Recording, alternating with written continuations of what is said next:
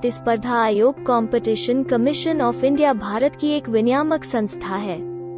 इसका उद्देश्य स्वच्छ प्रतिस्पर्धा को बढ़ावा देना है ताकि बाजार उपभोक्ताओं के हित का साधन बनाया जा सके।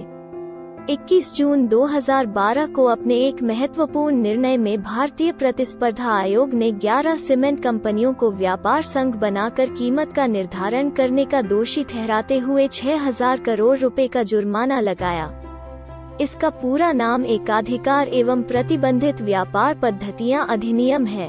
यह 18 दिसंबर 1969 को पारित हुआ और 27 दिसंबर 1969 को राष्ट्रपति के हस्ताक्षर हो गए, लेकिन यह 1 जून 1970 को देश में लागू हुआ। आयोग का कर्तव्य प्रतिस्पर्धा पर पड़ने वाले प्रतिकूल प्रभाव वाले व्यवहारों को समाप्त करना, प्रतिस्पर्धा को बढ़ावा देना तथा उसे रूप से बनाए रखना, उपभोक्ताओं के हितों की रक्षा करना और भारतीय बाजारों में व्यापार की स्वतंत्रता सुनिश्चित करना है। एकाधिकार तथा अवरोधक व्यापार व्यवहार अधिनियम 1969 MRTP अधिनियम औद्योगिक सुधार के तहत भारत में लागू किया गया था, जिसका उद्देश्य आर्थिक शक्ति के केंद्रीकरण को रोकना तथा एकाधिकार पर नियंत्रण रखना था। इसके अलावा अन्य उद्देश्य प्रतिबंधात्मक और अनुचित व्यापार की रोकथाम करना था। उस समय चौथी पंचवर्षीय योजना लागू थी। बाजार में निष्पक्ष प्रतिस्पर्धा उपभोक्ताओं को प्रतिस्पर्धी कीमतों पर वस्तुओं और सेवाओं की विस्तृत श्रृंखला तक सुगम पहुंच को सुनिश्चित करती है।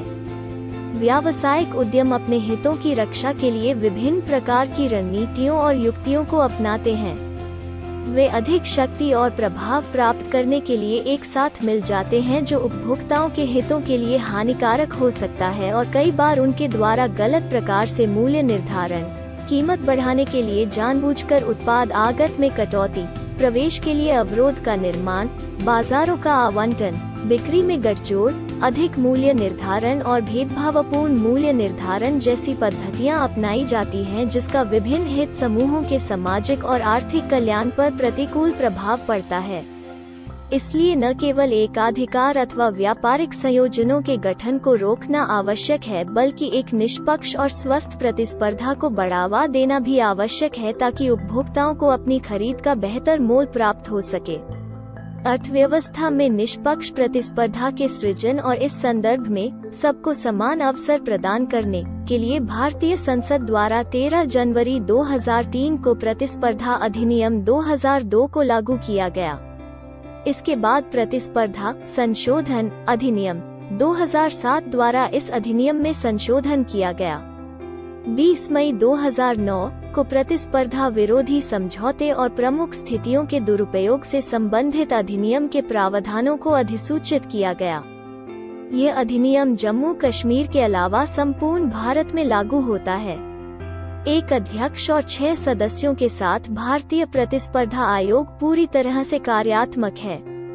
प्रतिस्पर्धा आयोग 4 प्रमुख बिंदुओं पर ध्यान केंद्रित करता है: प्रतिस्पर्धा विरोधी समझौते, प्रमुख स्थितियों का दुरुपयोग, प्रतिस्पर्धा की जांच के लिए अधिनियम व्यवहारजन्य दृष्टिकोण पर बल देता है। यह MRTP अधिनियम के दृष्टिकोण से अलग है, जिसमें संरचनात्मक दृष्टिकोण को अपनाया गया था।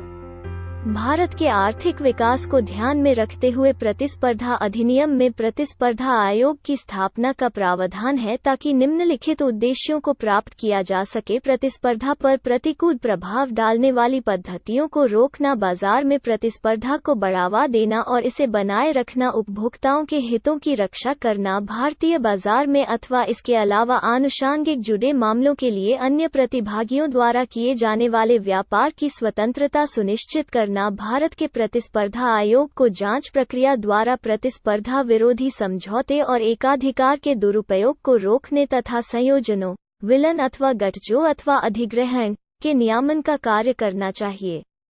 किसी भी कानून, सांविधिक अधिकार के तहत गठित प्राधिकरण केंद्र सरकार से प्राप्त संदर्भ के संबंध में प्रतिस्पर्धा मुद्दे पर अपना मत देना चाहिए।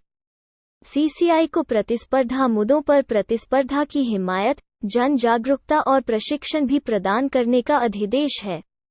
केंद्र सरकार अथवा कोई राज्य सरकार अथवा किसी भी कानून के तहत गठित प्राधिकरण जांच के लिए संदर्भ दे सकता है।